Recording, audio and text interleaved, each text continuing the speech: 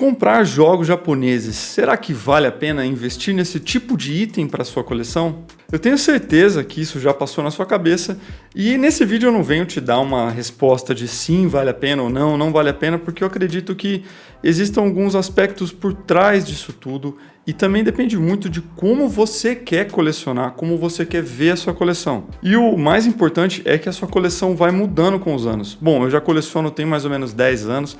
Eu não tenho a data precisa de quando eu comecei a colecionar. Eu acredito que eu comecei a colecionar em 2014, então já tem seus 10 anos. E eu posso te garantir que a minha coleção mudou muito, o meu foco da coleção mudou muito de 10 anos para cá. Então, pode ser que eu comente alguma coisa agora, que daqui 2 anos pode ser diferente. Por isso que eu acredito que a caminhada e o colecionismo é muito individual. Mas eu também não estou aqui para não falar como que eu acredito que seja uma coleção. E eu mesmo já repensei várias vezes o que é uma coleção. E hoje eu vou te passar a minha opinião sobre o que eu considero realmente uma coleção. E a gente vai comentar um pouco sobre isso e também sobre os jogos, claro que é o conteúdo desse vídeo, os jogos japoneses. Mas não tem como ficar longe disso sobre aquilo que a gente entende por coleção. E cara, seja muito bem-vindo ao canal, meu nome é Thales e agora nós temos o clube de membros aqui no canal. Basta você vir aqui e clicar em Seja Membro e ver as possibilidades de assinatura. E assinando qualquer uma das 3 opções, você ajuda bastante o canal a criar novos conteúdos. E investir em produtos japoneses para sua coleção pode ser uma saída interessante para a gente poder ter produtos originais a bons preços. Eu tenho visto assim uma enxurrada muito grande no Brasil desse tipo de produto. Muitos importadores independentes estão trazendo lotes aqui para o Brasil e vendendo de uma forma assim, não oficial, vamos dizer assim. O cara não abre uma loja propriamente dita, às vezes o cara compra um lote grande e revende na OLX, revende em grupos de WhatsApp ou no Facebook, por aí vai. E eu vejo que esses produtos têm entrado muito forte aqui no Brasil. Na verdade, sempre entraram forte, sempre teve esses produtos japoneses aqui, porque eles são mais baratos que os americanos, mas principalmente por conta da pirataria. Cara, não tem como a gente falar sobre colecionismo e não passar pela pirataria. Aqui o PlayStation 1 foi totalmente pirateado, tivemos vários jogos piratas de Super Nintendo, Mega Drive e PlayStation 2 também foi aquela enxurrada. Eu acredito que muito do sucesso desses consoles aqui no Brasil se deu por conta da pirataria. Eu seria ingênuo de falar que não, mas isso abriu um espaço para os produtos japoneses, porque os produtos japoneses, lógico, não são piratas, são produtos originais, mas eles vêm para tampar essa lacuna de produtos oficiais que não foram vendidos no Brasil. A gente não tem fácil acesso a jogos de PlayStation 1, mas no Japão é algo comum, é algo corriqueiro, vendeu-se muito lá. Eu gosto de pensar que da mesma forma que a gente encontra com facilidade jogos de PlayStation 3 originais no Brasil, da mesma forma lá no Japão você encontra jogos retrôs com essa facilidade. Por isso a venda e a importação é tão grande para o Brasil. E eu me vendo agora mais adulto e realmente focando em uma coleção, eu querendo realmente colecionar os itens, não apenas jogar os itens, mas possuir os itens, eu olho com muito mais apreço aos produtos originais do que a produtos paralelos. Mas ao mesmo passo, ir atrás de produtos americanos é extremamente caro. Principalmente, como eu disse, do PlayStation 1 e PlayStation 2, que não foram vendidos originalmente aqui no Brasil, tiveram uma grande e ampla distribuição, como o PlayStation 3 ou PlayStation 4, por exemplo. Tiveram uma distribuição muito pequena. Então é difícil a gente encontrar esse tipo de produto original aqui. E quando a gente encontra, a gente paga todo esse preço a mais por não ter sido distribuído aqui. Porque, vamos falar a verdade, não tem muito produto oferecido no mercado, logo o preço fica muito mais caro por ele. Então eu olho para o produto japonês e eu vejo a oportunidade de eu possuir um item original na minha prateleira por um preço muito menor. Cara, às vezes assim, custam 10 vezes menos. Eu comprei um Chrono Trigger para o meu Super Nintendo, eu paguei R$50 num Chrono Trigger original japonês. Se eu for atrás de um Chrono Trigger original americano, eu tenho certeza que hoje já deve estar beirando os R$500. É mais ou menos 10 vezes o valor do mesmo produto. Claro, tem toda a barreira da língua. A língua japonesa tem uma barreira muito grande. A gente não, pelo menos eu não entendo a língua japonesa, mas eu arranho alguma coisa de inglês, entendo algumas palavras. Ou seja, é muito mais fácil, muito mais palpável para mim ter um produto em inglês do que em japonês. Mas a barreira do preço muda muito isso. Mas eu vejo também que isso muda muito de tempos a tempos. Por exemplo, se você falasse com o Thales de 4 anos atrás, de 5 anos atrás, e falasse sobre a coleção dele, eu era um cara que gostava de produtos paralelos e eu não tinha problema nenhum. Porque eu não conhecia naquele momento Everdrives. A única forma de eu ter acesso aos jogos, e eu queria jogar no console original, era muitas vezes comprando e adquirindo jogos paralelos, porque realmente eu queria ter a experiência vivida ali dentro do próprio console. E encontrar produtos originais a bons preços tá ficando cada vez mais difícil. E cara, muitas pessoas vêm no comentário falando assim, mas emulador é muito mais barato, muito mais fácil. Cara, entenda que o meu canal em si, eu quase não falo de emuladores, porque não é o foco. Eu quero ter a melhor experiência no produto original. Eu quero ter a melhor experiência no console mesmo. Para mim, eu vejo ele muito mais como uma relíquia, uma obra de arte. Eu quero usar essa obra de arte. Entende? Então, assim, eu sei que emulador é muito mais barato, o custo de você é grátis praticamente. Muito provavelmente você já tem um celular, você pode rodar, muito provavelmente você tem um computador, você pode rodar, as ROMs você baixa com facilidade. Não é esse o ponto. Mas o Thales colecionador de 4, 5 anos atrás, eu precisava ter produtos paralelos para poder rodar no meu console, porque eu já não tinha grana também para comprar produtos todos originais. E também eu via que o mercado estava diferente, ele estava aceitando muito mais fácil, por exemplo, fitas piratas de Super Nintendo, de Nintendinho, de Mega Drive. Hoje em dia eu vejo que o mercado mudou. Então o Thales de 4 anos atrás comprava, cara, o jogo que eu encontrava. Se eu encontrasse um jogo paralelo a um preço bom, eu comprava. Se eu encontrasse um jogo original a um preço bom, eu comprava. Eu não estava tão preocupado assim com o fato dele ser original ou não. Eu queria ter aquele título, claro.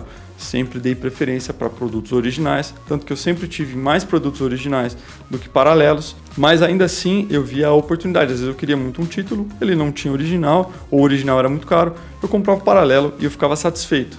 E isso mudou, principalmente por conta dos Everdrives. Se você olhar meus vídeos mais antigos, eu sempre falo, cara, que os Everdrives mudam a forma de você ver a tua coleção. E entenda Everdrive como qualquer tipo de desbloqueio. Por quê? Porque o desbloqueio, o Everdrive em si, que é um desbloqueio, ele te permite rodar e conhecer praticamente todos os jogos de uma plataforma. Eu não precisava mais comprar um jogo paralelo, um jogo pirata, para poder jogar o jogo que eu quero jogar. Vou te dar um exemplo claro. Quando eu quis conhecer Chrono Trigger, que eu via todo mundo falando de RPG e era um RPG fantástico, eu fui atrás do Chrono Trigger. E era um preço absurdo na época. Eu não tinha condições de pagar, se não me engano, estava R$250 o jogo. Eu não tinha condições e foi aí que eu descobri o Everdrive. Foi nessa época, cara, há 4, 5 anos atrás. E eu vi que o Everdrive custava, naquela época, R$150. Ainda custa mais ou menos isso. O Everdrive que eu tenho até hoje. Cara, eu não vou pagar 200 e ter acesso a um jogo. Eu vou comprar um Everdrive e eu vou ter acesso a 80% da coletânea de jogos do Super Nintendo. Se eu quero só jogar, o Everdrive é a melhor saída. E assim eu fui, comprei e, cara, mudou a minha mente totalmente. Porque agora eu não preciso mais comprar qualquer tipo de jogo para poder jogar, entende?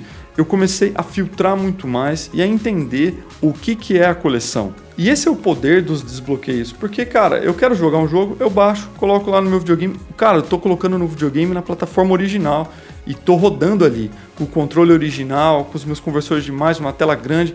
Cara, é uma experiência fantástica, igual eu teria se eu tivesse o jogo propriamente dito. Então, eu comecei a olhar para minha coleção não mais como uma opção de poder jogar, entende? Que antigamente os jogos para mim eram a ferramenta que eu precisava para poder ter acesso ao jogo na plataforma original. Com Everdrives e desbloqueios, eu não preciso mais do jogo, eu não preciso mais ter o jogo para poder ter acesso ao jogo na plataforma original. Eu apenas preciso ter o Everdrive, eu tenho acesso. Então, eu ter jogos originais ou não é mais o colecionismo, é mais a vontade de você possuir o item, não tanto a necessidade para você jogar. Então eu comecei a mudar minha visão e eu olhava para os jogos paralelos e eu já não via mais a graça, o sentimento de posse daquele item. Porque, cara, vamos falar a verdade, um jogo paralelo não tem a história por trás daquele jogo. É somente uma reprodução de algo que foi fantástico. Então, depois que eu descobri esses Everdrives e eu comecei a olhar diferente a minha coleção, eu não considero mais jogos paralelos, jogos reprogramados ou jogos de aquelas reproduções fiéis como coleção. Eu não considero esses itens parte de uma coleção. Mas entenda que essa é a minha opinião e cada um faz a coleção da sua forma, mas eu não consigo mais ver valor nesse tipo de item. E não é um item que você compra e ele vai valorizar com o tempo. Claro, eu não estou falando aqui que a gente tem que comprar jogos retrô ou fazer uma coleção de videogame pensando no lucro futuro. Eu estou falando que aquilo realmente não tem valor. Porque você compra uma fita paralela hoje, daqui 2, 3 anos você vai querer vender ou desfazer da sua coleção, aquilo não está valendo nada, praticamente nada. E como é o Thales da coleção de hoje? Eu não consigo mais olhar para um jogo paralelo, um jogo reprô, um reprogramado, né, que é a placa original reprogramada com outro jogo, ou realmente uma reprodução fiel com um catálogo, manual, caixa, enfim, como parte de uma coleção. Isso para mim não é coleção, mas essa é a minha opinião. Você pode ter sua coleção e fazê-la da forma que você quiser, você é livre. Eu estou falando da forma com que eu vejo a coleção. Eu não consigo mais olhar para um produto paralelo depois dos Everdrives e ver valor nele. Porque eu não vejo a diferença entre um Everdrive e um jogo paralelo. Para mim, os dois não têm sentido. O Everdrive tem o valor por eu poder colocar todos os jogos ali dentro. Mas na questão assim de fazer parte de uma coleção, não, é somente uma forma de eu ter acesso àquele jogo, entende? Então depois que eu descobri os desbloqueios de todas as formas de jogos, consoles, Everdrives, enfim, eu comecei a destinar o meu dinheiro de uma forma diferente. Não tinha mais por que comprar um jogo paralelo, uma reprodução. Eu poderia esperar uma oportunidade e comprar um jogo original e colocar na minha estante. E depois que eu descobri os desbloqueios, o meu anseio foi por desbloquear todos os meus consoles. Então depois disso, eu comecei a comprar Everdrives para todos os meus consoles. Master System, Mega Drive, Super Nintendo. Depois comecei com os desbloqueios do PlayStation 1, que é o PSIO, do PlayStation 2, a ver novas formas, como por exemplo o Mini Router, ou o MX Force O, ou até mesmo o HD interno do PlayStation 2, enfim, várias formas para a gente poder desbloquear e ter acesso a essas bibliotecas, o PicoBoot no GameCube, o Saru no Saturn, o GDMU no Dreamcast, os Everdrives do Game Boy Color, Game Boy Advance. E claro, tudo isso tem um custo e não foi algo fácil que eu comprei da noite pro dia. Foram anos comprando ali, desde 4 anos atrás até hoje, mês a mês ali, a cada 2 meses, 3 meses, eu comprava um Everdrive, um jogo, enfim, até que eu cheguei no ponto de ter todos os meus consoles desbloqueados. E agora eu tô começando a comprar jogos originais. E eu tenho visto a oportunidade de comprar jogos japoneses que são originais a um preço muito diferente. E é nisso que eu tenho não focado a minha coleção, porque eu tenho a preferência por jogos americanos, até pelo valor e pela proximidade da língua. Então sempre que eu tenho a oportunidade de comprar um jogo americano em vez do japonês, eu vou dar preferência pelo americano. Mas eu vejo o japonês como ali uma oportunidade de poder possuir o item. Mas Thales, então você não teria nenhuma reprodução? Cara, eu talvez teria algumas reproduções sim, também não vou ser hipócrita, mas eu não vou considerar elas parte da minha coleção. Elas são apenas para ter um anseio de possuir um item. Vou te dar um exemplo. Eu amo e sou apaixonado por um jogo de PlayStation 1 chamado Eric's Adventure. Cara, é um jogo que está custando R$ 1.200, R$ 1.800, dependendo do estado. Meu, é muito dinheiro para você possuir um jogo. Tudo bem, é um dos melhores jogos, para mim, pelo menos, do PlayStation 1, sim, mas cara, olha o valor. Eu teria uma reprodução desse jogo só para manter na coleção ali, né? Para manter, porque eu quero ver a caixa, o encarte, mas eu não vou considerar ela parte da coleção. E se um dia eu tiver a oportunidade de comprar o original, eu vou me desfazer da reprodução. Mas entenda que para esses anseios, eu até entendo, pô, um jogo que provavelmente você nunca vai ter acesso. Você quer ter a caixinha dele aqui, colocar na estante bonitinho, mas, cara, ele não é parte da coleção. Ele é só, vamos dizer assim, um item decorativo. É assim que eu vejo. Então eu iria atrás de uma reprodução dessa, de um jogo que eu não conseguiria ter acesso. É um jogo que eu não conseguiria ter acesso fácil. Ou também aqueles jogos que são hacks. Jogos de hack room, um jogo indie desenvolvido anos depois da morte do console. Por exemplo, alguns jogos de Mega Drive que estão sendo desenvolvidos agora. Por exemplo, se eu não me engano, estão fazendo o Resident Evil para o Mega Drive. Cara, eu compraria um jogo reprô daquilo lá, fiel com catálogo, manual, tudo, porque é um jogo que nunca foi lançado. Então eu teria uma opção, né, uma reprodução desse jogo em mídia física. Eu compraria uma reprodução dessa. Ou, por exemplo, eles estão desenvolvendo o GTA 3 para o Dreamcast. Cara, se alguém vender um GTA 3 para Dreamcast com caixa, manual e tudo mais, mesmo que seja uma reprodução, eu compraria. Eu acho que faz muito sentido isso. Então, esse tipo de reprodução eu até consideraria parte da coleção como itens adicionais ali. Eu olho muito mais para a coleção como o desejo de possuir o item ou apenas observá-lo, curtir o item, porque eu realmente não vou pegar ele e colocar no meu console. Quando eu for jogar, por mais que eu tenha o jogo original, eu ainda vou jogar no Everdrive ou no GDEMU ou alguma coisa do tipo, por motivos muito simples. Primeiro, porque já está fácil acesso, já estão ali no Everdrive todos os jogos, eu não preciso ficar tirando e pondo a fita, já está plugada no meu console. E também porque alguns videogames mais antigos mantêm o save do jogo dentro do próprio cartucho. Eu não tenho ferramentas e maquinários para tirar o save de dentro de um cartucho original. Então eu prefiro até jogar no Everdrive para poder ter acesso a esses saves e guardar no meu computador, porque eu não quero perder o progresso dos meus jogos com o tempo. Então até para isso eu curto os Everdrives e eu tenho dado preferência para eles para poder jogar. E eu também não vejo problema em você ter caixas repro e encartes. Pode ser até um pouco contraditório, mas eu acredito que isso é como se fosse a moldura de um quadro. O quadro não deixa de ser original só porque você trocou a moldura, entende? Mas você deixar numa moldura melhor é uma forma de você deixar o jogo um pouco mais apresentado. Não que isso vai trazer valor para o item. Eu não acho que, por exemplo, eu comprar um Super Metroid com uma caixa repro é mais caro do que eu comprar um Super Metroid Luzi, só porque ele tem uma caixa. Não é valor, é somente uma forma decorativa. É assim que eu vejo, por exemplo, os encartes repros e as caixas repro. Eu acho que vale a pena. Eu quero comprar caixas repro para alguns jogos que eu quero deixar expostos, que são jogos icônicos para mim, mas é uma decoração. Diferente de uma caixa original, que eu guardaria 7 chaves, colocaria plástico para evitar choque, contato físico para que elas estragassem, porque realmente é um item de coleção. Uma caixa repro não, é apenas um item decorativo. E por fim, eu vou te dar uma visão geral de como eu vejo uma coleção de videogames hoje. Eu olho muito mais para ela como uma obra de arte. Uma obra de arte do passado, onde um pintor fez ali a sua tela à mão, pintou diversos jogos, distribuiu esses jogos em várias regiões. Tem regiões que são mais caras para uma procura maior e regiões que são mais baratas para uma procura menor ou uma maior disponibilidade daquele mesmo item.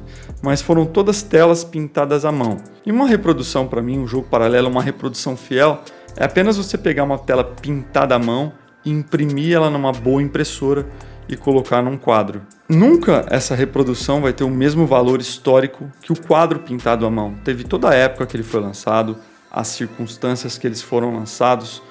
Você compra essa tela original carregando tudo aquilo que o autor quis trazer, então tem toda uma história por trás. E hoje eu olho a minha coleção e eu quero comprar a história daquele item. Por isso que itens que vêm com defeito de fabricação, alguma coisa do tipo, são muito mais raros e muito mais caros que outros, porque você compra a história por trás do item, ele é uma obra de arte. Agora, qualquer um assim, imprimir a Mona Lisa e colocar num belo quadro, uma boa caixa, tudo bonitinho. Jamais vai ter o mesmo valor de um item original. E é nisso que entra os jogos japoneses. Eles têm um custo de aquisição muito mais barato, algumas vezes são mais baratos que você comprar reproduções fiéis, CDs que foram prensados industrialmente, mas são novos e precisam de um console desbloqueado para funcionar. Muitas vezes esses jogos são muito mais baratos, completos também, tudo bonitinho. Então eu vejo os jogos japoneses como uma oportunidade mais barata de eu comprar essa parte na história. Por isso que eu tenho comprado jogos japoneses, colocado na minha coleção, porque eu estou comprando uma parte da história por um preço menor, mas eu entendo que produtos americanos têm um apelo maior, têm uma proximidade com a língua maior e também um valor maior. Mas para mim o importante é possuir o item, é ter o item de uma forma original. Mas cara, eu quero saber de vocês. Como que vocês consideram a sua coleção? Como que vocês veem a coleção? E principalmente, cara, a sua coleção tem mudado com os anos? Sua forma de ver os jogos tem mudado? Deixa aqui embaixo nos comentários e eu vou ficando por aqui. Um forte abraço a todos.